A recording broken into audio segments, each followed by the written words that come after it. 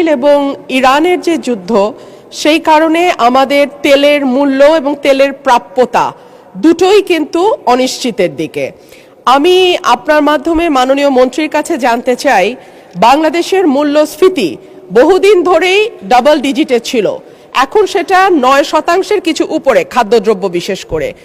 এই মূল্যস্ফীতি নিয়ন্ত্রণে আমাদের মাননীয় মন্ত্রী কোনো পদক্ষেপ নেবেন কিনা এবং নিলে সেটি কি? ধন্যবাদ মাননীয় স্পিকার। ধন্যবাদ মাননীয় সদস্য। মাননীয় মন্ত্রী। ধন্যবাদ মাননীয় স্পিকার, এবং আপনার মাধ্যমে প্রশ্ন করতে সদস্যকে ধন্যবাদ।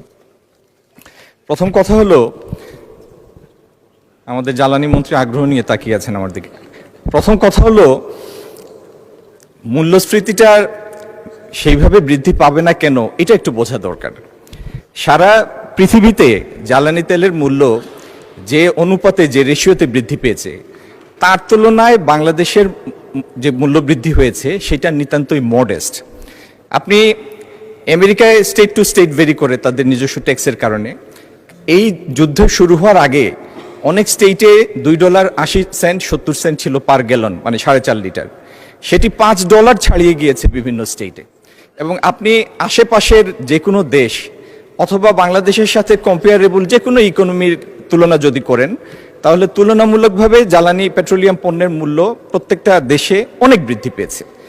এবং অনেকগুলি দেশে জ্বালানি মূল্য বৃদ্ধির এই প্রক্রিয়াটি অটোমেটেড, মানে এটা স্বয়ংক্রিয়ভাবে ট্রিগার হয়, এটার জন্য সরকারের আলাদা কোনো পদক্ষেপ নিতে হয় না। আমাদের এইখানে যে বৃদ্ধিটা হয়েছে ডিজেলের ক্ষেত্রে, 100 টাকার ডিজেলকে আমরা 115 টাকায় নিয়েছি, 15%। আমি শুধু বোঝার জন্য বলছি মাননীয় স্পিকার, একটা শিল্প কারখানায় তাদের যে কস্ট থাকে, কস্ট অফ প্রোডাকশন, তার মধ্যে 7 থেকে 8% থাকে ম্যানুফ্যাকচারিং সেক্টর ভেদে, 7 থেকে 8% থাকে জ্বালানির মূল্য।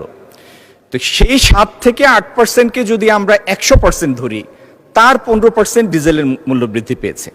আচ্ছা, সেইভাবে যদি আপনি পরিবহনের ক্ষেত্রে চিন্তা করেন, 200 কিলোমিটার একটা বাস রান করার জন্য তার কম বেশি 25-30 লিটারের মতো ডিজেল লাগে। এই 30 লিটার ডিজেলের ক্ষেত্রে 450 টাকার মূল্য বৃদ্ধি হয়েছে।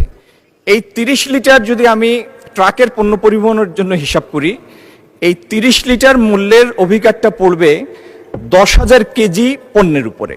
তার মানে এমনি শুনলে যেটা মনে হয় যে জ্বালানির মূল্য বৃদ্ধি পেয়েছে, কিন্তু আমরা যদি পরিবাহিত পণ্যের ইউনিটের ভিত্তিতে হিসাব করি, তাহলে সেই বৃদ্ধিটা ওরকম মূল্যস্ফীতির জন্য ওইরকম মানে মূল্যস্ফীতির ঘটানোর মতো উদ্দীপক কিছু না, ওরকম কোনো এলিমেন্ট না।